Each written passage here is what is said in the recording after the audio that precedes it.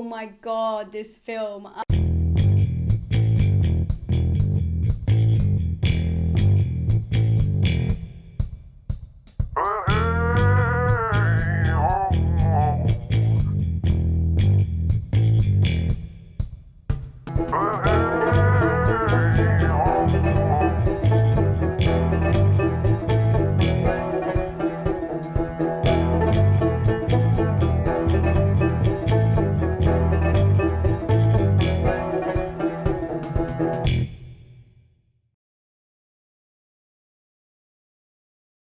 I'm back again, can't get rid of me. I know, I've been here every single day this month. I am back and I just watched The Godsend. Oh my god, this film. It was a nice change up from especially yesterday's because it's a bit of a slower film, but it was a very frustrating film to watch. The Godsend is about a woman, a strange woman, who shows up on a family's doorstep and gives birth to a child and then leaves it there. And then this child grows up and, I mean, if you've seen the trailer or you've seen the cover, you kind of know what's going on. It's a little bit of like the Good Son vibes. Yeah, definitely. The Godsend is from 1980 and it's a British film. It's actually filmed in London, England.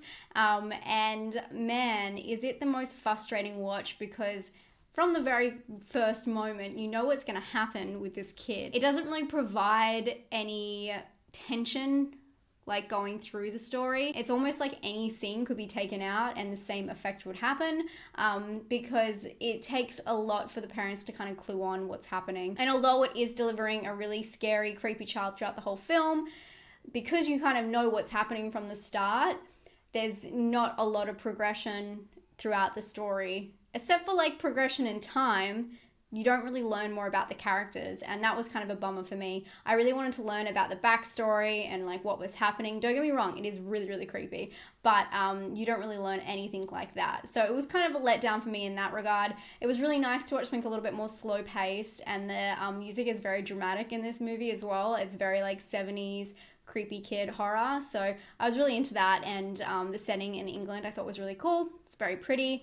Oh my god, this family is so well dressed too, which was very strange. It's one of those films where it's very obvious that everything was like picked out and curated. It doesn't look like a real family. But yeah, I just wanted to learn more about like the background, because the most interesting part is the start when we meet this stranger who is actually credited as this stranger. I wanted to know more about her. I wanted to know what was going on, what was happening, what's her sitch. The Omen is from 1976, so it's quite lackluster when a film comes out 4 years after that, and yet it still doesn't provide anything different and a little bit less. It doesn't give as much backstory, and you kind of figure out what's going on. It's not like it hasn't been done before. In saying that, it was a nice, easy watch, but I wouldn't say go run out and watch it right now by any means. The thing about this movie is it is based on a novel, so maybe they're trying to stay really true to the novel and they don't want to put in too much detail. But the film only goes for an hour and like 25-30 minutes.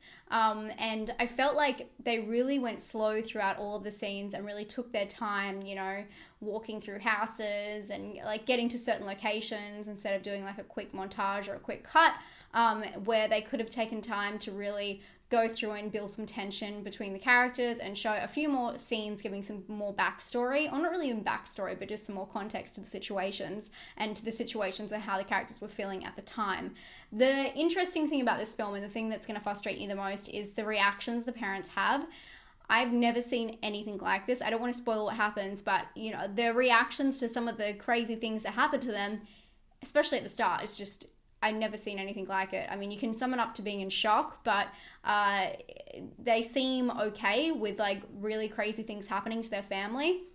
And it's really frustrating to watch, especially when you know it's the child. And I'm not saying like you know it's the child, like this is a spoiler for you.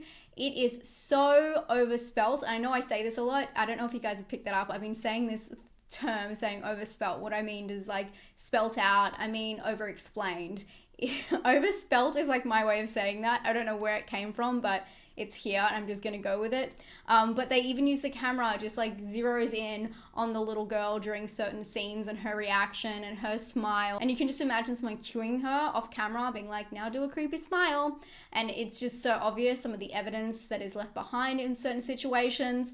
It's so obvious, and it's almost dumbing down the audience because it's so obvious. It's like, hey, just so you know, there's a creepy girl in this family, like just in case you forgot. It's bizarre, and I think it's just a little bit frustrating at times. All in all, I didn't hate this film. I thought it was a fun watch. I guess maybe because it was just something slow and easy after yesterday, because yesterday was so intense. And if you didn't watch yesterday's, go check it out. It's The Last Circus. It's such an intense Spanish film. So I kind of liked just a chill movie that I kind of knew what was happening and didn't have to think too much. But at the end of the day, that does not make a great film. I'm going to give this one a 5 out of 10. Yeah, kind of a bummer, but glad I saw it. I would have seen it anyway if I had known about it, because I am into like this whole creepy kid situation. If you want to watch a creepy kid movie, Omen, Good Son. That's my ones for you. Anyway, or The Orphan. I love The Orphan. Anyway, I hope you guys are having a great day. Please let me know what you thought of the Godsend down below. I'd love to know what your scores were out of 10. Tomorrow is pumpkin carving day. I'm so excited. If you guys haven't been here before, every single year I do 2 things on my 31 days of horror. I wear a sheet mask one day and I carve a pumpkin the other. So definitely come out and hang out and watch me carve a pumpkin. I have no idea what I'm going to do yet. It's always a last minute thing. I'm not good at it by any means, so... and I need to find a pumpkin because they're actually not selling them right now in Australia because, believe it or not, it's not fall here. Anyway, I love you guys so much. I can't wait to see you guys tomorrow. Thank you so much for your comments. They mean the world to me. And if you like these videos, give them a thumbs up and I'll keep doing it next year. I'm not too sure yet because it kind of killed me doing it this year, I'm going to be honest. But I love you guys so much and I'll see you tomorrow for another 31 Days of Horror. Bye, guys.